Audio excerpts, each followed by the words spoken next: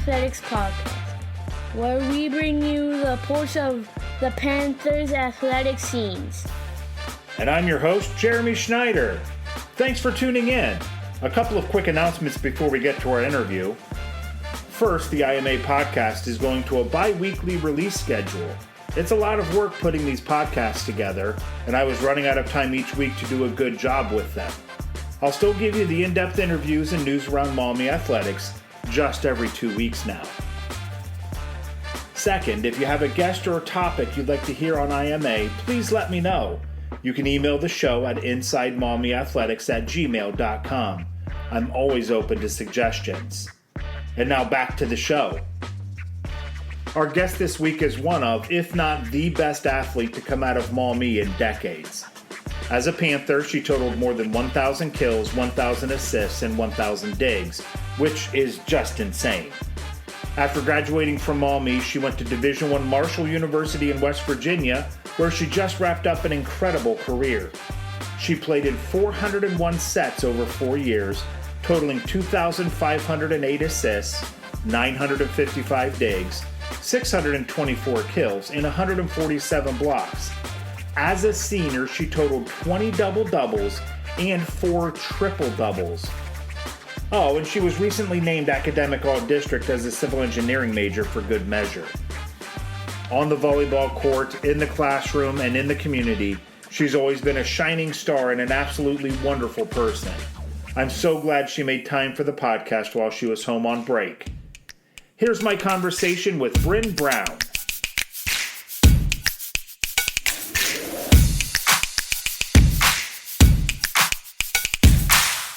I'm probably not saying anything that's, you haven't thought before, but I can't believe it's been 4 years already that you've been at Marshall. Just talk to me about the experience at Marshall and how that's been, and what's it been like to be a college athlete? Yeah, I learned a lot in my 4 years. Some things I never expected to learn, like being away at Marshall was the first time I was ever away from home. Okay. And so you kind of had to learn how to live without your parents doing everything for you. Yeah. And that was the first time I got an apartment, and it was like, it really taught me how to be independent. So I grew like that way. And then volleyball-wise, it was the first time where I didn't really have that many people helping me. Or at least I didn't think I did. Okay. I felt like I was alone my first semester, like, I got to figure out what time I got to be here, what time I got to do that.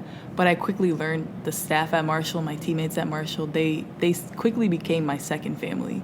Yeah. And, they kind of took me under their wing and showed me the ropes of what being a college athlete is like, because it's not easy. You got to balance study all hours, you got to balance going to class, balance traveling. We travel a lot in volleyball season, and then you have to balance performing as well. Right. And so I had to learn quickly how to kind of grow up in that aspect where someone's not holding your hand all the time, although they will help you. Yeah. You kind of got to do it yourself. It's definitely a step up in everything, Mm-hmm. isn't it? Talk to me about that balance between academics and athletics. You mentioned something about being on the road a lot for volleyball. Like, when you're on the road, your professors and everybody's not like, you're good. Yep. Don't worry about it. Like, you still have things back at Marshall in class that you have to take care of. Right. What was that balancing act like for you, and what was that learning curve, learning how to balance all of that? What was that like for you? There was a lot of long bus rides where everyone was sleeping and I was up doing homework, you know? Yeah. Or a lot of times when you get breaks in the hotel, like during your guys' itinerary, you'll get a break for like homework. Okay. That whole 2 hours you're spending doing homework. And with engineering, there's a lot of projects and group work you have to do. Okay. So there were a lot of times I had to reach out to my group mates like, hey, I'm available from 12 to 2. Can we work on this and meet up on Teams or something? Or a lot of times professors, they would post their lectures. And so I would spend a lot of the bus rides watching the lectures that I had missed from that day or like the days we were gone. So the balance, it was manageable, honestly. It wasn't too bad. And luckily, the professors at Marshall were very willing to work with you as a student athlete.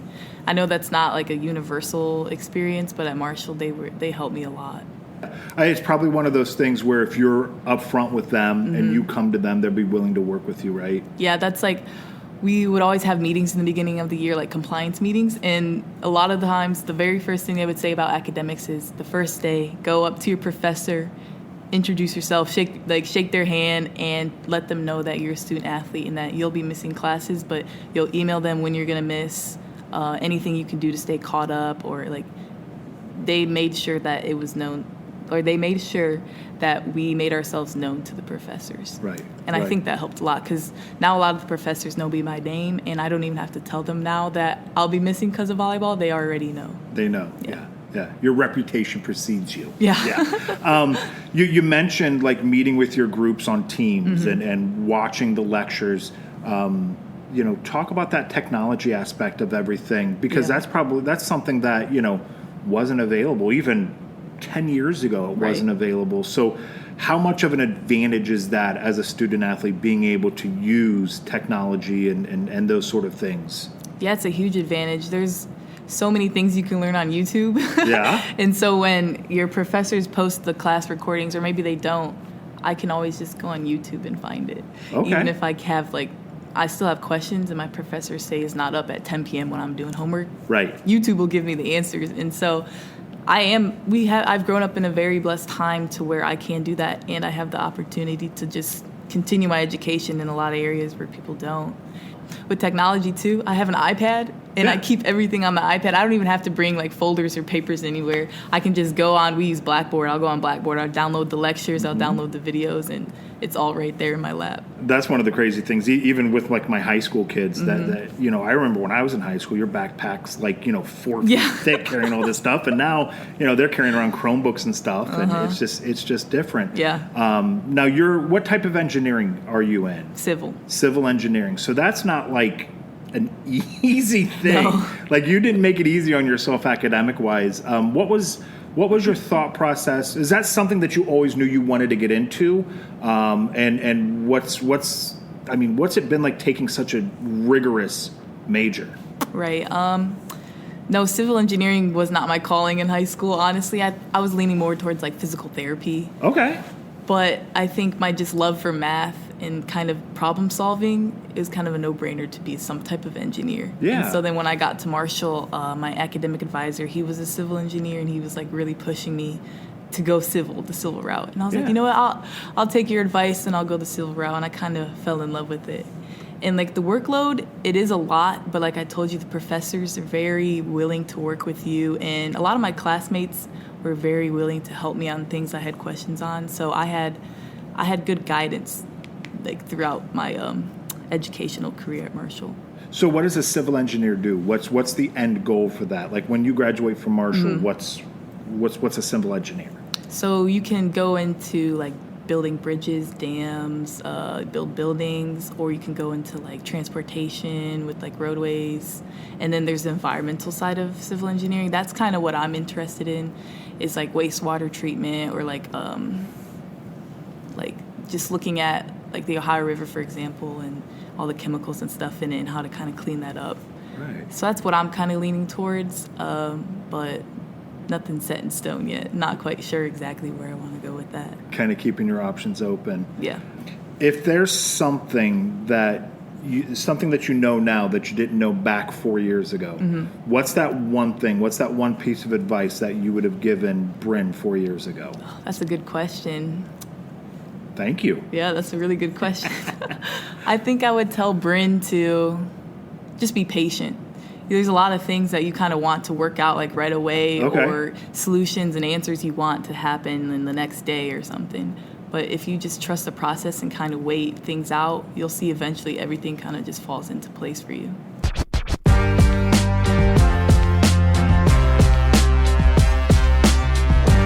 The Maumee Athletic Boosters meet the first Wednesday of each month at 7 p.m. in the High School Learning Commons. If you'd like to support the student athletes at Maumee High School and Maumee Middle School, you should consider getting involved. To find the full meeting schedule, find them on social media. We'll see you at the next meeting.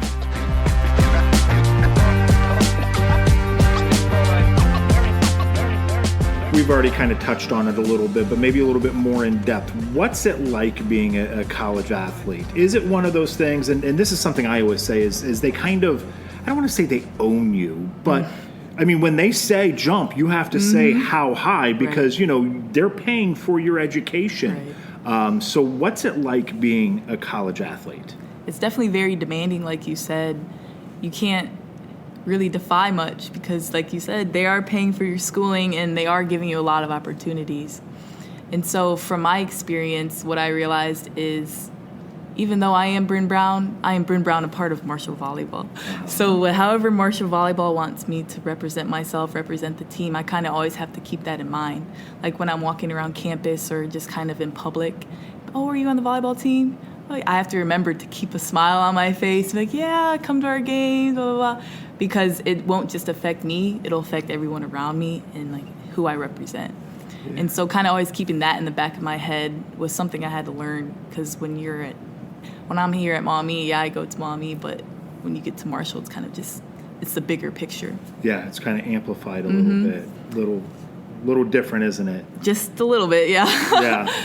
But from high school to college, it really wasn't that big of a change because in high school, you have to go to class from 7 a.m. till 2, and then you have practice 2 to 5. So you're basically working like a 9 to 5 job, maybe a little bit more of the hours. But once you get to college, your class load, you don't have classes every day, or if you do have classes, you maybe have 2 or 3 a day.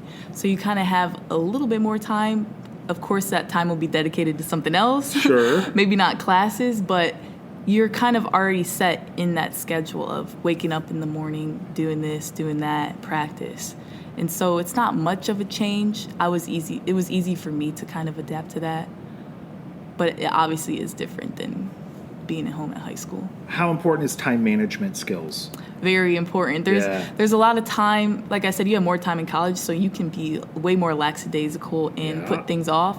But then in the end, you'll find that just comes around to bite you in the butt. When you're up at 12 a.m., you got a paper due, and you're typing away, and then you have practice in the morning. You know, you kind of I found myself sometimes in those like little situations, but I try to avoid them, of course. Yeah. What's been the biggest area of development for you as an athlete since you've been at Marshall? Where do you think you've improved the most? What's been the biggest, again, area of improvement for you? I would say the mental side of the game. Yeah. Because when you get to college, everyone physically is just as good as you. You can't just out physical someone, and if you can, then props to you. But you have to learn a lot of the game of how to be smarter than these people or how to outplay them, not maybe physically, but mentally.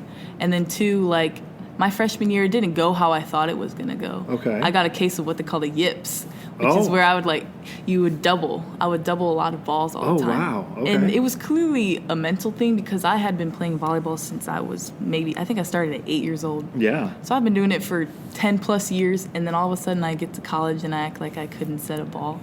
You know, that's something that's the mental side of the game. So I went and I saw a sports psychologist. Oh, okay. And he helped me kind of break through that barrier of, like, what am I doing wrong? What do I feel when I'm starting to do something I've done my whole life and it just doesn't feel the same? Yeah.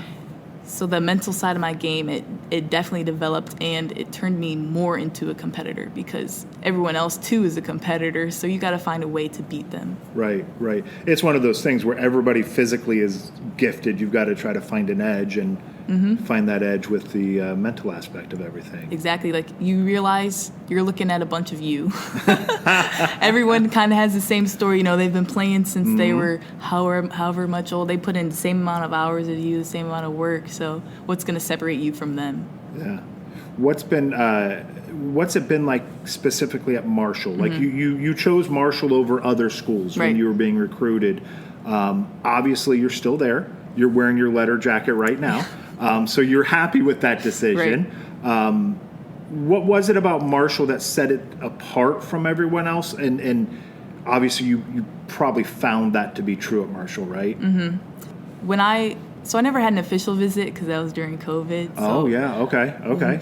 Me and my mom, we had gone down to one of their spring games, and we just kind of walked around campus and saw what Marshall was. Yeah. And it honestly checked off every box that I was looking for in a college. Like, I wanted to go away from home, but I didn't want to be too far. So it's in that perfect, 4.5 hour range. Like I told you, I was interested in physical therapy, and they had physical therapy. They had they had different engineerings. They kind of had every major that I was interested in. Yeah. And then with the talks I had with the coaches and the girls on the team, it was almost like everything kind of just fell into place. Like, okay, it checks this, it checks that. And the volleyball aspect of it is pretty good too. But I would say one factor that was really important to me was the education. Mm-hmm. I had to make, my mom always told me, you're not going there for volleyball, you're going there for an education, and my parents instilled that in me. And so when I was looking into Marshall and they kind of had everything I was interested in, it was just like a no-brainer for me at that point. I was gonna mention that. I'm glad you brought that up, because when you were going through your list of things, counting off on your fingers, volleyball was the last thing you went to. Yeah. There's a lot of kids who think they can just be a good athlete and get to college. And, right. and hey, maybe that's true for some people, but that's like a fraction of a percentage. Right. How important is academics when you're a high school student and when you're looking at that college? Talk a little bit more about that, how important that is. Because, again, unless you're extremely lucky, there's going to come a day when your playing career is over, and it comes sooner than I think anybody realizes. Exactly. I think a lot of people, too, take for granted education. Yeah. Being able to get a free education, like at least for me, I got it paid for. Yeah. Not many people can say that. I think there's maybe the percentage of volleyball players that continue at a D1 level I think it's 1%. It's really slim. Yeah. I'm not quite sure. Don't quote me on that. But I know that I was very blessed and very privileged to be in the situation I am in. Yeah. And so I knew that I couldn't take that for granted, because education, your brain is something that you can grow. Yeah. You can keep growing. Your body's going to get old and tired and everything, but your brain, I feel like, to me, that's your most important muscle. Yeah. And so my parents definitely instilled that in me, where they were like, you're here for your education. Yeah, volleyball's a good plus, but you need to make sure you get your degree and that you get good grades, because, like you said, your career is going to be over one day. And you don't want to be a washed-up athlete with nothing planned after. Yeah, yeah. You've mentioned them a couple times, your parents. How important were they in the process of finding Marshall, finding where it's next, and while you're at Marshall, how important have they been? And I mean, I say this because your mom is a volleyball, she's a volleyball person too. She played college volleyball, coached volleyball, all of that stuff. So how important was their influence on you and keeping everything in check? Yeah, they influenced me without influencing me, if that makes sense. Okay. They weren't breathing down my neck telling me, oh, pick this school, oh, do this, or do that. They're like, think about what you want out of your college career and what school fits into that. Or think about what major you want to do and what school has those majors. They guided me versus telling me what to do. And so I think them just being there kind of in the background, but at the same time still being there in the forefront, it helped me in my decision. And like you said, I'm obviously very pleased with my decision. Yeah. And I love the university I chose. Yeah. So if there's a kid listening to this, or if you could talk to a kid, a high school kid, that really wants to go play college sports, whether that's volleyball, basketball, football, whatever. Right. What advice would you give them? What would you tell them about the process of finding a school and how to get to the school that you want and how to make this happen? Right. I would tell them, keep your options open. A lot of people try to close off schools because maybe they're not D1. Okay, yeah. You never know. Yeah. This D2 school could offer you everything you want, or a school I would never go there. Just wait till you go see campus, you talk to the coaches, see what they have to offer. I just think keeping your options open really is the best piece of advice I can give. And then also, too, if a coach maybe really like a school and they don't have a spot for you or something, be open-minded to listening to what they have to say. Okay, maybe if you can switch to this position, or if you work on this part of your game, then we could open a spot. You know what I'm saying? Yeah. So open mind in kind of every different aspect, because a lot of people try to close off, I'm only going to school A because they have this. But you're shying yourself of a lot of opportunities that you could have otherwise.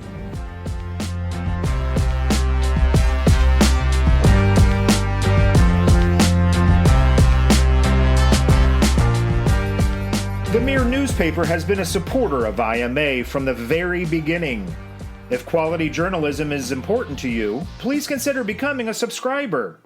You can head to their website at themirrornewspaper.com to find more information on becoming a traditional print or digital subscriber.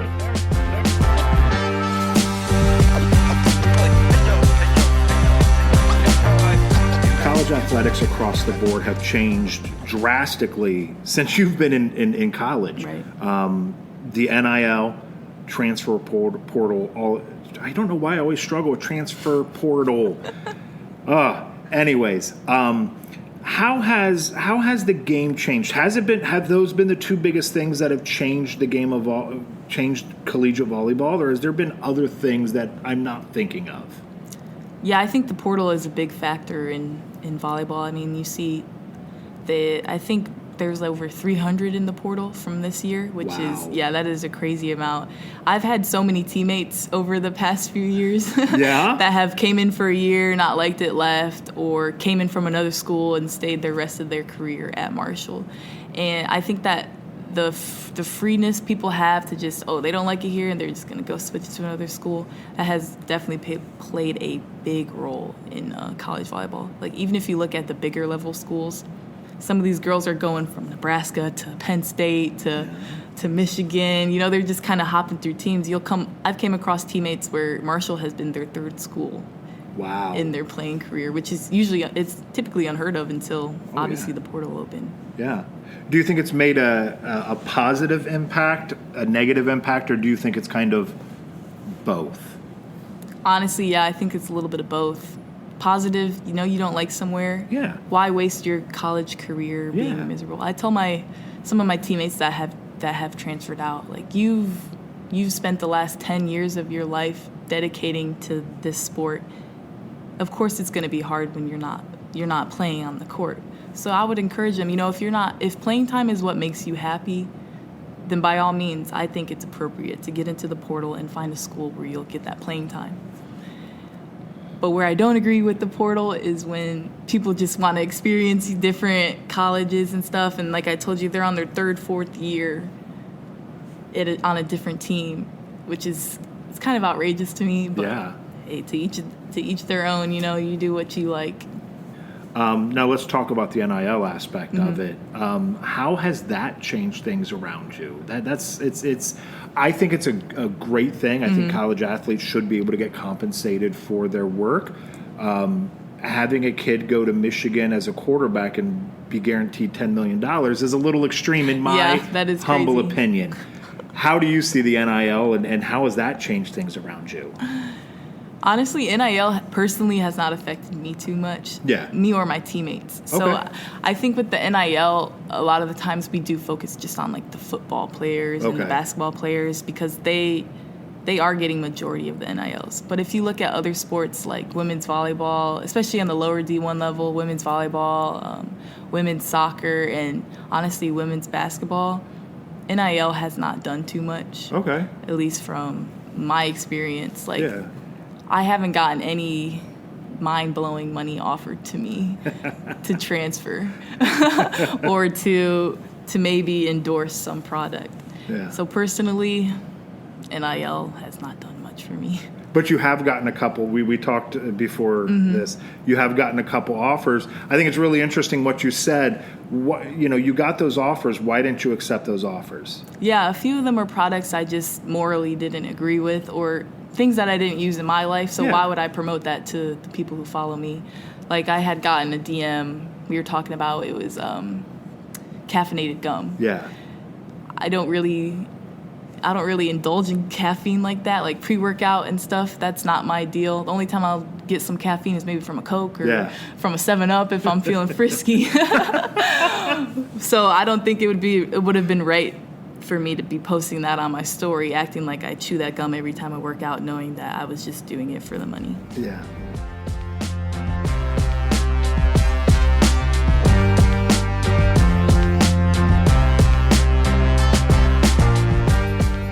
We're extremely lucky to have the Pride of the Panthers helping us make memories for our students. There aren't many communities or schools who have a group of talented photographers at almost all of our kids' events and games. You can follow them on Facebook by searching Pride of the Panthers.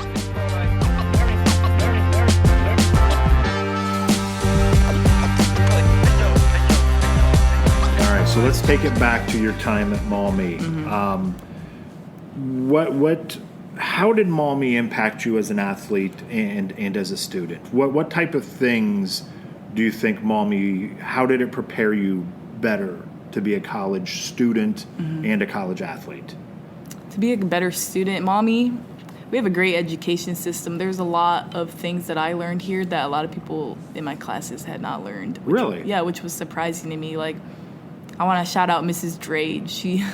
She's where I saw the most impact with, because she was my calc teacher. Okay. You know, being a civil engineer, you see a lot of math and stuff. So she really gave me a good foundation to build up on these other math skills that I learned in college, which I found out a lot of my classmates from their high schools, they did not have. Wow. Another thing is with Maumee, we offered a lot of AP courses and dual credit courses. That also helped me a lot in college because those credits transferred when I got to Marshall. Yeah. And so it allowed me to have a flexible schedule with like our practices and our travel schedule. And I don't think if I would have taken the courses I took at Maumee, I would have been able to finish 4 years with a civil engineering degree. Yeah. And then as an athlete, Maumee really instilled in me teamwork, and it allowed me to be free as well as a player, which I don't think a lot of other athletes were able to experience as well. So like when I say free, I mean like I was able to try things in games or like experiment with different skills that other athletes, maybe their coaches kind of have like a hand or like a grip on them on what they do. You run this play at this time, you shoot here, you shoot then, or you shoot here, you shoot there. But at Maumee, it was never really like that. It was kind of just like, you know, you're an athlete, be an athlete. This is your time to kind of learn how to play the sport. And so I think I grew a lot in that aspect as an athlete. Yeah. What was it like as an athlete in the NLL? So you're going up against these schools like Perrysburg, Anthony Wayne, that have other Division I talent. How did that help you? It helped me mentally understand that, like I told you, everyone else, when you get to the D1 level, will be as big as you. And so playing in the NLL, you were often faced against teams that had 3 or 4 people going Division I versus Maumee, you know, you only had like 1 or 2. And so it forced you to focus on that mental side of the game and kind of game plan and scheme how we're going to beat this team, because unfortunately we're not going to out-physical them. Right.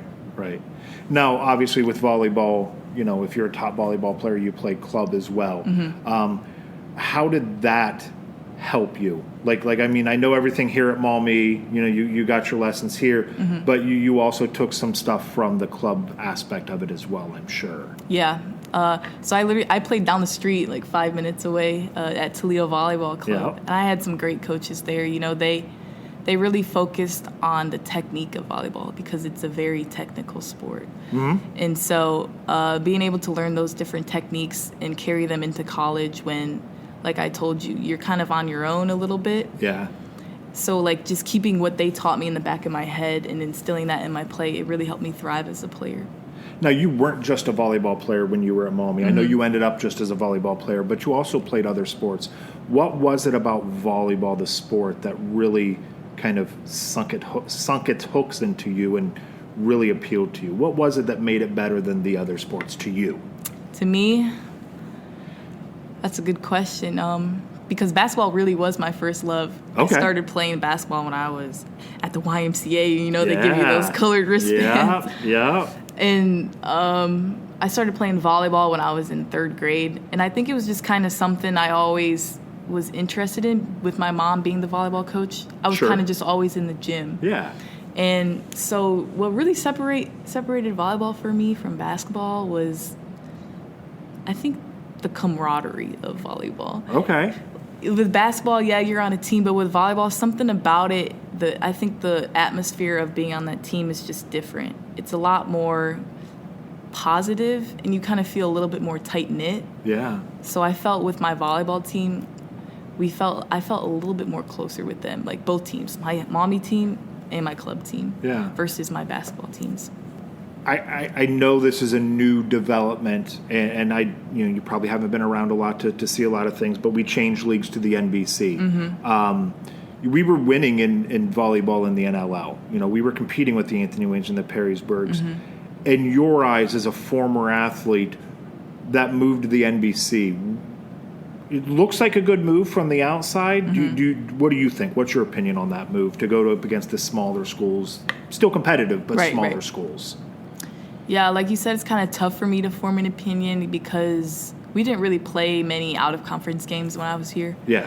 Like, we would preseason a little bit, but if I'm being completely honest, I don't quite remember exactly every single game. Well, sure. No, yeah. But I do think, like you said, if it's still competitive, I don't see any problem with it, because high school to me is all about kind of getting touches and, like I said, experimenting with what you want, like what you're trying to do as a player. Because even though high school, as serious as it may seem in the moment, once you graduate from high school, you kind of realize that time was just about having fun and kind of feeling yourself out as an athlete. Talk about that fun aspect of it, because especially with a sport like volleyball, because to me it almost seems like you don't get a break. Like you went straight from high school volleyball right into club volleyball, and it was kind of almost 12 months a year, wasn't it? How important is it to make sure that it's still fun? Because it can be a grind, I'm sure. Yes, it is very important, because if not, you'll get burnt out. Yeah. And something you used to find joy in is something that you try to avoid, which that is never fun to see or fun to experience. Like, I personally had never experienced the burnout, but I know a lot of my teammates were kind of killed their joy. Like, a lot of my club teammates, they could have gone D1 or they could have gone and played in college. Yeah. But once club season was over, they were kind of over with it as well. Yeah.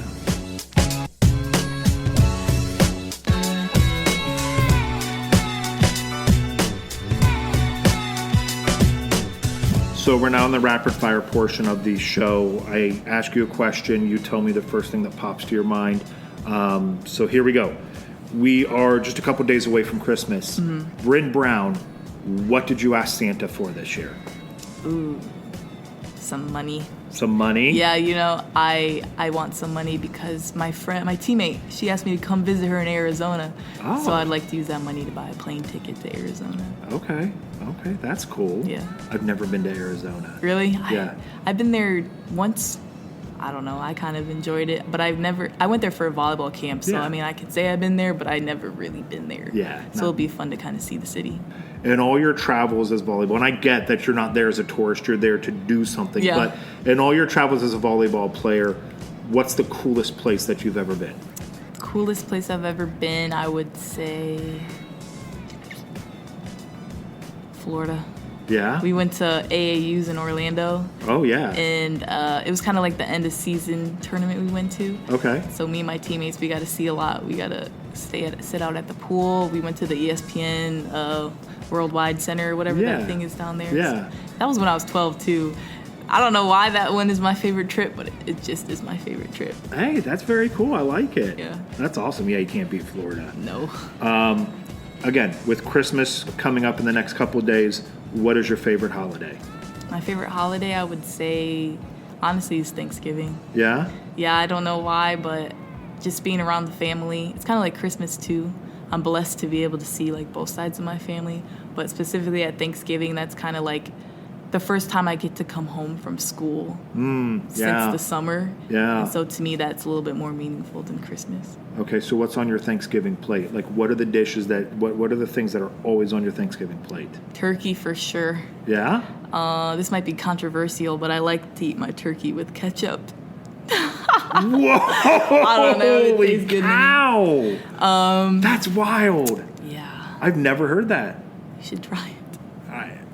You know what, Brynn? I'm just going to take your word for it. I'm going to take your word for it. You can take my word for it. Yeah. So turkey with ketchup, mac and cheese, of course. Oh, yeah.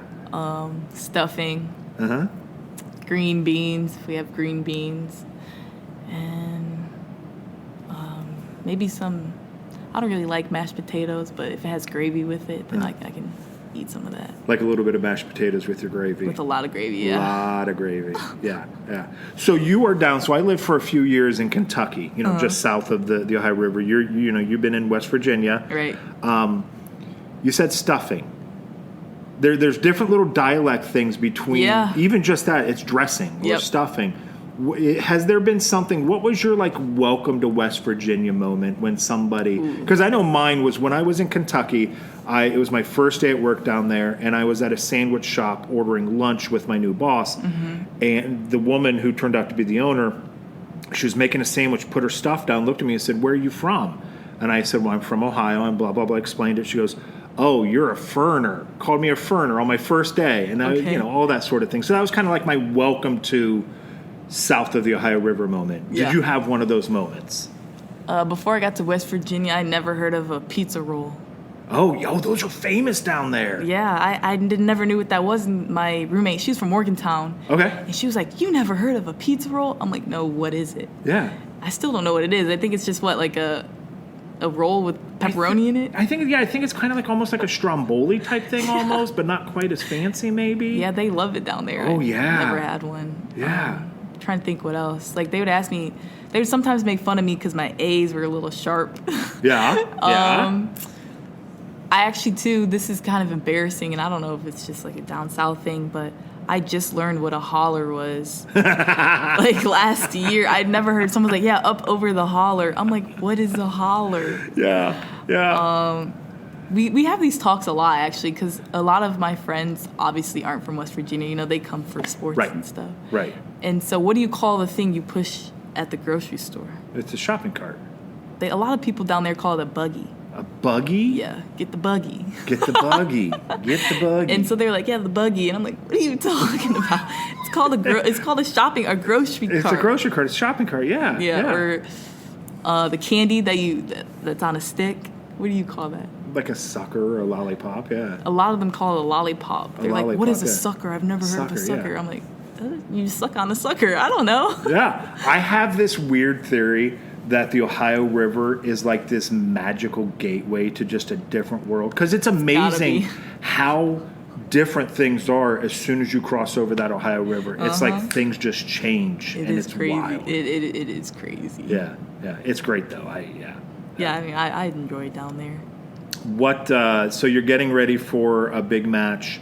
I don't know if you wear headphones or if there's music in the locker room, but what's your hype music? What's the music or the song or the artist that you go to that's this is getting me ready? Ooh. I had a feeling you're going to ask this question. I don't have anything doctored up, but for some reason, to me, if I listen to headphones before, or if I have headphones on, I listen to music before a game. I don't know if it's something mental, but I feel like I just have the worst game ever. Oh, really? Yeah, I don't know, because I think I try to get too focused in. Oh, okay. To where it kind of throws me off, because I play just kind of free. Yeah. Just go wherever the wind blows me. No, I'm just kidding. But I like to play kind of free. And so when I listen to music in my headphones, I can't do it. So it's whatever's playing in the locker room. And my friend Megan Taylor, she's usually the DJ. She's got aux. I couldn't tell you what's playing in that locker. Some days we're listening to old 2000s rap. Some days we're listening to just now. Female rappers are very big. We'll listen to female rap. Some days we're listening to pop, So it's kind of just whatever Megan Taylor is feeling that day. All right. So Megan Taylor's got the aux. Megan Taylor. Okay. Last question here. What is your go-to TV show? Is there a show right now that you're binging that you really like, or is there a TV show that you've watched that's your kind of all-time favorite TV show? My all-time favorite would be Friends. Yeah? That's a TV show my mom and I, mainly my mom, every night, I think it's on Nickelodeon.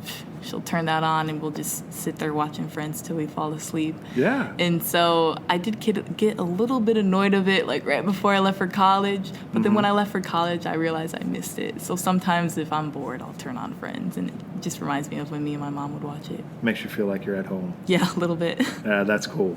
Yeah. Well, Brynn, thank you very much for sitting down with me. I really appreciate it. I know it's just a couple days before Christmas. Probably had better things to do than this, but... Can't say I did. Well, there you go. I'm glad I could give you something fun to do. Thank you. All right. Well, thank you very much. I appreciate it. You've done a great job of representing Maumee, the community, for many, many years. It's been amazing to watch her journey, so thank you. Yeah, I just want to say thanks for having me on here. I love these opportunities. You don't get them a lot, so when I get them, I like to put my hands on them. And I want to thank you for the kind words. You don't have to go out of your way to do this podcast for me or say all these pleasant things about me, so I appreciate it a lot. Oh, well, thank you. Yeah, thank you. All right.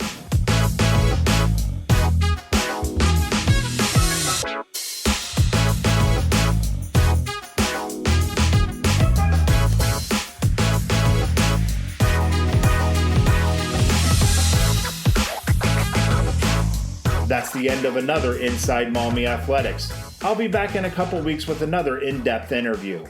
Thanks again to Brynn for joining the show. We're lucky to have our supporters, the Maumee Athletic Boosters, the Mirror newspaper, and Pride of the Panthers photographers. If you'd like to contact the podcast, email us at insidemaumeeathletics@gmail.com. Don't forget to follow us on social media at Inside Maumee Athletics on Facebook and YouTube, and at Inside Maumee ATH on Twitter. Until next time, thanks for listening.